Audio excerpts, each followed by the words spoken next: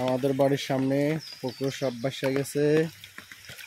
পুকুর ভর্তি পানি, বাড়ির ভিতরে কি অবস্থা, সব নদী ফাঁকা হয়ে গেছে। এই যে পানি রে, 90 দশকের বন্যা এখন 2024 সালে আগস্ট মাসে শুরু হলো।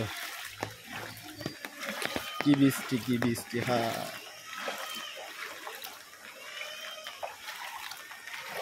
বৃষ্টিতে অস্থির অবস্থা।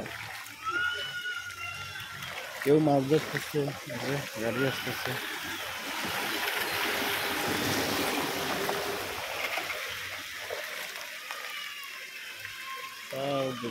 খেলতে হয়ে গেছে, পুরা রাস্তা বেগে বৃষ্টি, পানি ডুবে।